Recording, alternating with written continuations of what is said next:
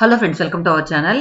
Village అనగానే ఒక positive energy అని ఎప్పుడు చెప్తూ ఉంటాను కదా. అలాగే విలేజ్కి వెళ్తే నాకు ఎప్పుడు ఒక పాజిటివ్ వైబ్స్ అయితే వస్తాయి. అలాగే అమ్మ చేతి కాఫీ అన్నమాట. సో ఈరోజు ఏంటంటే మా మరదల వాళ్ళ తమ్ముడు మ్యారేజ్కి వెళ్తూ ఉన్నాం. సో మా ఊరు నుంచి ఒక 65 కిలోమీటర్స్ దూరంలో ఒక ఫంక్షన్ ఉందన్నమాట. వాళ్ళైతే ఒక్కొక్క ఊర్లో ఒక్కొక్క ఫంక్షన్ పెట్టారు. సో ఏంటంటే ఇట్లాంటి ఫంక్షన్స్ అప్పుడు ఏంటంటే అన్నీ ఒకే చోట ఉంటే బాగుండేది అని అనిపిస్తూ ఉంటుంది. కానీ వాళ్ళ కన్వీనియంట్ని బట్టి పెడతారు కాబట్టి మనం దానికి ఏం చెప్పలేం.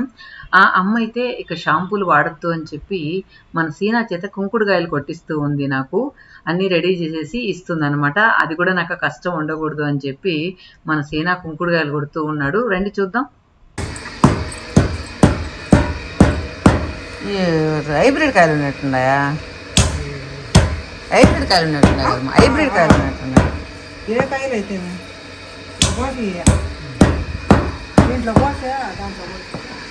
అమ్మ ప్రేమ అంటే ఇలానే ఉంటుంది అనమాట. అమ్మాయి కష్టపడకూడదు అని చెప్పి ప్రతి ఒక్కటి కూడా నాకు ఆ అమ్మ ఇంటి దగ్గర నుంచి అన్ని ప్రిపేర్ చేసి నాకు కష్టం లేకుండా నేను యూజ్ చేసుకునేలాగా ప్రతి ఒక్క వస్తువుని కూడా తయారు చేసి పెడుతుంది. మొత్తం మునక్కాయలు మురిపోయినాయి, టొంకులు అయిపోయినాయా? ముదిరినాయా లేదా కండ బాగా లావుగా ఉంటాయి. కండకాయ, ఫుల్ కండకాయ. ఇక్కడ పెద్ద రచ్చ కట్టేసి బాగా ఎంజాయ్ చేయొచ్చు. ఏదంటే మా తమ్ముడైతే కానగ చెట్టు గాలి మంచిదని కానగ చెట్టు వేయించాడు అనమాట. అదే మా చెల్లి నేను అనుకుంటూ ఉన్నాం, మన ఇంట్లో ఉన్నట్టు అక్కడికి ఒక రచ్చ పంట కడితే బాగుంటుంది అని చెప్పి. ఇక టెర్రస్ని ఈసారి బాగా ఎంజాయ్ చేశాను. ఎప్పుడు బయట మంచాలు పరుపులు వేసుకోవాలంటే కష్టం అని చెప్పి లోపలే పడుకునేవాళ్ళం. కానీ 100 ఏసీలు పెట్టినా కూడా ఈ చల్లదనం, ఈ వేప చెట్టు గాలి రాదనమాట. సో ఈసారి అయితే దోమలు లేవు, అందువల్ల మొత్తానికి పైనే టెర్రస్ మీదే పడుకున్నాను. సో మార్నింగ్ కళ్ళు తెరవగానే సూర్యోదయం ఇలా కనిపిస్తుంది అనమాట.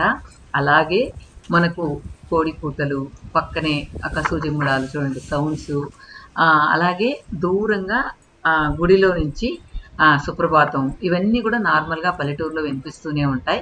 సో అది మాత్రం నేను ఊరు వెళ్ళినప్పుడల్లా ఇది మాత్రం బాగా ఎంజాయ్ చేస్తాను. మాకు చిన్నప్పటి నుంచి అలవాటే కాబట్టి పెద్ద ఇదిగా అనిపించకపోయినా ఇప్పుడు సిటీకి వచ్చిన తర్వాత సిటీ లైఫ్ ఏంటి, పల్లెటూరు లైఫ్ ఏంటి అని కంపేర్ చేసుకున్నప్పుడు మాత్రం పోయిన దగ్గర నుంచి ఆ వాతావరణాన్ని మాత్రం నేను బాగా పొద్దున్నే మాత్రం బాగా ఎంజాయ్ చేస్తాను. అలాగే ఇక్కడ మనకు పైన బెడ్ వదిలి అలా వచ్చామంటే పీకి పాకం పడతాయి అన్నమాట. కోతులు చాలా ఎక్కువైపోయాయి మా ఊర్లో. సో ఏ చెట్టు బతకనివ్వట్లేదు. అమ్మ వాళ్ళ ఇంట్లో ప్రతి ఒక్క ఫ్రూటు ఉంది. అంటే నార్మల్గా మా పక్కన పెరిగే చెట్లన్నీ కూడా, కానీ ఏది మనం తినాలనేదా నోటి దాకా రాదు. ఈ మంచం ఎందుకు ఇంతసేపు చూపించానంటే ఇది మా అమ్మమ్మ వాళ్ళ అన్న వాడది. సో వాళ్ళ గుర్తుగా అమ్మ తీసుకొచ్చిందనమాట నవారా మంచం. సో అది చాలా తేలిగ్గా ఉంది. సో పైన వేసుకొని ఇంకొక అత్తమ్మ నేను పైన పడుకున్నాం అనమాట. నేనున్న ఒక 3-4 డేస్ కూడా. అందుకనే నేను ఆ మంచాన్ని చూపించాను. తర్వాత ఈ చిన్నారులు ఎంత క్యూట్గా ఉన్నాయో చూడండి. మొత్తానికి కల్లోలం చేయడంలో ఫస్ట్ ఉంటాయి చూడండి. అదేవిధంగా అక్కడ ఒక ట్యాప్ ఉంది. ఆ ట్యాప్ ఓపెన్ చేసేసి రోజు వాటర్ తాగేసి వెళ్తూ ఉంటాయి. ఇంకొక విచిత్రం ఏంటంటే ట్యాప్ను కూడా క్లోజ్ చేసేస్తాయి, లేకపోతే అమ్మ కిందికి పైకి తిరగడానికి సరిపోతుంది. తర్వాత అమ్మ కోసం నేను ఈ జ్యూస్ పెట్టదామని చెప్పి కాయలు కట్ చేసి పెట్టాను. అలాగే క్యారెట్ కూడా సన్న ముక్కలుగా తరిగిస్తాను, ఎగ్గులు కూడా. ఇదేంటంటే మన ముంతమామిడి పండు ఇది. సో మీలో చాలామందికి తెలిసే ఉంటుంది. నేనైతే చాలా సంవత్సరాలైంది ఇది తిని, ఎప్పుడో చిన్నప్పుడు తిన్న జ్ఞాపకం. సో ఇదైతే ఇలా ఉంది. మా ఊళ్ళో ఒకరికి ఏంటంటే ఈ తోట ఉంది. సో వాళ్ళని అడిగితే పంపించారు. చాలా టేస్ట్గా చాలా బాగున్నాయి. మనం సీజనల్ ఫ్రూట్స్ తింటే బాగుంటుంది కదా. ఎప్పుడో ఒకసారి దొరికితే అరుదుగా తింటా ఉంటే బాగుంటుంది కదా అనిపించింది. తర్వాత ఏంటంటే మేము బయలుదేరాం. చెప్పాను కదా ఇందాక ఫంక్షన్ ఉందని. మా ఊరు నుంచి బయలుదేరాం. దాదాపు 10:30 అలా అవుతుంది. ఫంక్షన్ మార్నింగ్ అనమాట. గంధం నలుగు. సో మా సిస్టర్స్ అందరం బయలుదేరాం. అక్కడ వెళ్ళేటప్పటికి మా అన్న అంటూ ఉంటాడు అనమాట, నిర్మల ఎప్పుడు వెళ్ళినా ఆకలి ఎత్తేదానికే వెళ్తుంది అనేసి. అన్నకి ఏంటంటే ఏ ఫంక్షన్కి వెళ్ళినా ముందుగా వెళ్ళడం, చివరి దాకా ఉండి రావాలనేది తన కాన్సెప్ట్ అనమాట. కానీ ఈ రోజుల్లో ఏంటంటే పోయామా, వెళ్ళామా, అటెండెన్స్ చేసామా, వచ్చామా అన్నట్లే ఉంటుంది కదా. అది అన్నకు నచ్చదు.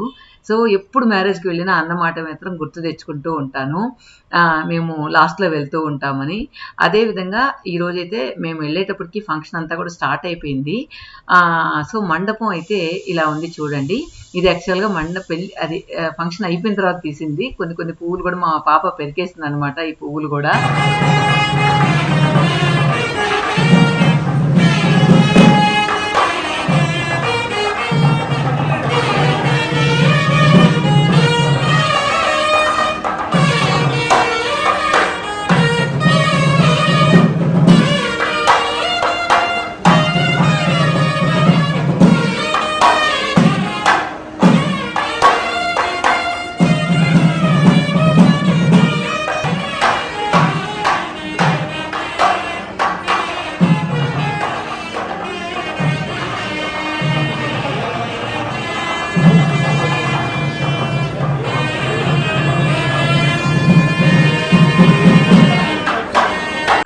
ఈ మండపం చూశారు కదా, చాలా సింపుల్గా చాలా బాగా అనిపించింది. అంతేకాకుండా మనం ఫంక్షన్స్ అంటే ఓని ఎక్కడెక్కడ వాళ్ళని పిలిచి ఎక్కువగా హంగామా చేసేస్తూ ఉంటాం. నాకైతే అనిపిస్తూ ఉంటుంది, మనకు క్లోజ్ రిలేషన్స్ని, మనకు దగ్గరగా ఉన్న ఫ్రెండ్స్ని మాత్రమే పిలిచి సెలబ్రేట్ చేసుకుంటే బాగుంటుంది అని అనిపించింది. అదేవిధంగా వీళ్ళ నలుగు కూడా నాకు చాలా బాగా అనిపించింది. లిమిటెడ్ పీపుల్, ఫుడ్ కూడా ఎక్కువ వెరైటీస్ పెట్టకుండా ఉన్నవి టేస్ట్గా పెట్టి ఏది దుబారా లేకుండా చేసినట్టు అనిపించింది. నాకు చాలా బాగా అనిపించింది. కానీ మా వారైతే సింపుల్గా కొద్ది మందితో చేయాలంటే మాత్రం ఒప్పుకోరనమాట. నాకైతే ఏదైనా ఒక రిసార్ట్ తీసుకొని క్లోజ్ పీపుల్ని పిలుచుకొని అక్కడే అటు ఇటు వెళ్లకుండా ప్రతి ఫంక్షన్ కూడా మన పూజీ ఫంక్షన్ కానీ, ప్రణవ్ ఫంక్షన్ కానీ అక్కడే చేసుకొని వెళ్ళామా, హాలిడే ట్రిప్ లాగా అన్ని ఫంక్షన్స్ అక్కడ ముగించుకున్నామా, వచ్చామా అన్నట్లుంటే బాగుంటుంది అని అనిపించింది. కానీ ఇప్పుడు ఒకరిని చూసి ఒకరు హడావుడి ఎక్కువైపోయిందనమాట. ఈవెన్ ఐటమ్స్ కావచ్చు, ఐటమ్స్ ఎన్నో రకాలు, అంటే కౌంట్కి మేము ఇన్ని రకాలు పెట్టాము, అన్ని రకాలు పెట్టామని చెప్పి కౌంట్కి చెప్తున్నారే కానీ అక్కడ తినేది మాత్రం చాలా తక్కువ ఉంటుంది, వేస్టేజ్ మాత్రం ఎక్కువ ఉంటుంది అనమాట. అందువల్ల నేనైతే చాలా వరకు మా సర్కిల్లో మన మాట వినే వాళ్ళకందరికీ చెప్తూ ఉంటాను, మీరు ఐటమ్స్ ఎక్కువ పెట్టద్దు, వీలైనంత వరకు లిమిటెడ్గా పెట్టండి, టేస్ట్ ఉండేలాగా చూసుకోండి, ఫుడ్ వేస్ట్ చేయకుండా చూసుకోండి అని చెప్పి చెప్తూ ఉంటానన్నమాట. సో మా పూజీ పెళ్ళి అయితే అలాగే చేయాలని నాకు ఇష్టం. ఎక్కువగా హంగామాలు లేకుండా సింపుల్గా బాగా ఉండేలాగా, అదొక స్వీట్ మెమరీ లాగా ఉండేలాగా చేయాలని ఇష్టం అన్నమాట. ఇక్కడ ఏంటి బుడ్డదాన్నే చూపిస్తున్నారు అని అనుకోవచ్చు. నేనైతే ముందులాగా ఇంట్రెస్ట్గా వీడియోస్ తీయట్లేదు కదా, అందువల్ల మా పాపది ఏంటంటే కొంచెం మెమరీగా ఉంటుందని ఎక్కువ క్లిప్పింగ్స్ తీశానమాట. మొత్తానికి మీకు అవే యాడ్ చేశాను. మా పాప ఎంజాయ్ చేసినట్టు, మా తమ్ముడు పాప, మా పాప ఎంజాయ్ చేసినట్టు ఎవ్వరూ ఎంజాయ్ చేయలేదు ఆ ఫంక్షన్లో అయితే. తను లోపల అడుగుపెట్టిన క్షణం నుంచి మళ్ళీ ఆ మండపం నుంచి బయట వచ్చే క్షణం వరకు ప్రతి మూమెంట్ని కూడా ఎంజాయ్ చేసింది అనమాట. తను చేసిన పని ఏంటంటే మొత్తానికి ఆ మండపంలో పూలన్నీ పీకడం, వాటిని వలిసిపోయడం, ఇది ఒక్కటే తను చేసిన పని. చూడండి, ఎక్కడున్నా కూడా పిల్లలు అది చూడండి పైన ఉన్న బొకేలోని పువ్వుని పెరకడానికి ప్రయత్నిస్తూ ఉంది. అలాగా తను త్రూ అవుట్ ఫంక్షన్ అంతా కూడా ఇది కనీసం గాజులు వేస్తే వేసుకోవట్లేదు, దండేసినా వేసుకోవట్లేదు, వడ్డాణం పెట్టినా ఉంచుకోవట్లేదు, మొత్తం బీకి పారేస్తుంది అనమాట. పిల్లలు ఏంటంటే కొంచెం హెవీగా ఉన్న జ్యువెలరీని ఇష్టపడరు. తను లైట్గా చాలా సింపుల్గా వాళ్ళు ఫ్రీగా ఉండేలాగా ఇష్టపడతారన్నమాట. సో పాప బుడుబుడుగా నడుస్తూ ఉంటే నాకు పూజీ చిన్నప్పుడు గుర్తొచ్చిందనమాట. పూజీ ఒక ఫంక్షన్కి నేను తీసుకెళ్ళినప్పుడు ఇలాగే పట్టుపావడ కట్టి వడ్డాణం, వంకీలు అన్నీ బాగా రెడీ చేసి వదిలేశాను అనమాట, తను ఫ్రీగా ఆడుకొని అని. కానీ తనకు అన్నీ కూడా నేను ఆర్టిఫిషియల్గా పెట్టాను.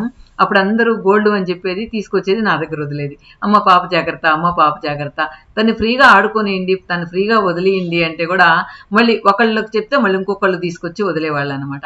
అలా పిల్లలకు స్వేచ్ఛ లేకుండా పోతుంది గోల్డ్ వేస్తే గనక.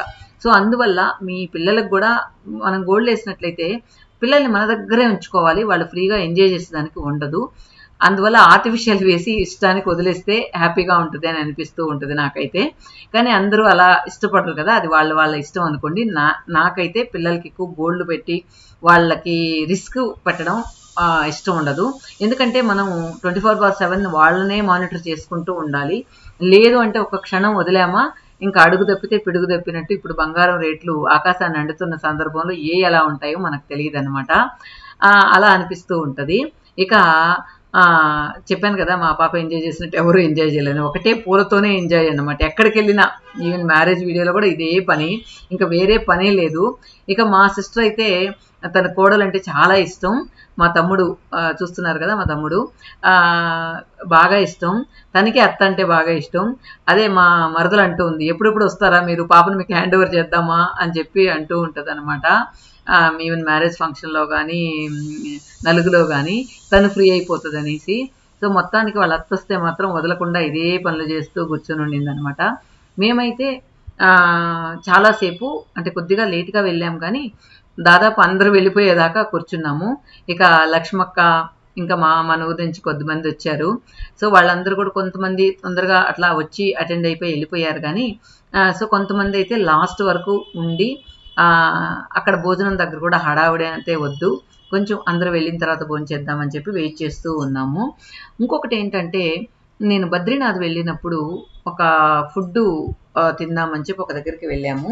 అది యాక్చువల్గా దేవుడికి సంబంధించిన అన్నదానం లాగా అనుకోండి.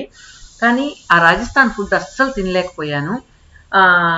అక్కడ ఇక తినలేక దాన్ని పడేయలేక కష్టపడుతూ ఇక నా వల్ల కాదు అని పడేస్తూ ఉంటే ఒక అబ్బాయి వచ్చి కాళ్ళు జవురు పట్టుకొని మాతాజీ మాతాజీ అని చెప్పి హిందీలో తను ఫుడ్ని వేస్ట్ చేయొద్దు అని చెప్పాడు. అసలు ఆ ఫుడ్ తిన్న జ్ఞాపకం నేను ఎప్పుడూ జీవితంలో మర్చిపోలేను. ఎందుకంటే అది గొంతులో నుంచి కిందకి దిగదు, కానీ వీళ్ళేమో కాళ్ళు పట్టేసుకో ఉన్నారు. అందువల్ల అప్పటి నుంచి కూడా నేను ఒక్క మెతుకు కూడా ఎక్కడికి వెళ్ళినా వేస్ట్ చేయను అనమాట. సో ఏదైనా ఫంక్షన్కి వెళ్ళినప్పుడు మనకు చాలా ఐటమ్స్ ఉంటాయి. ఏ ఐటమ్ ఒకవేళ కొంతమంది అనొచ్చు, మాకు ఏ ఐటమ్ బాగుంటుందో తెలియదు కదా అన్నీ వేసుకుంటాము అనేసి. సో ఒక్కొక్క ఐటమ్ టేస్ట్ చేసేయండి, ఒకవేళ నచ్చితే ఎక్కువ వేసుకోండి, నచ్చకపోతే దాన్ని తినేసి కామ్గా అయిపోండి అని చెప్పి చెప్పాలనిపిస్తూ ఉంటుంది నాకైతే.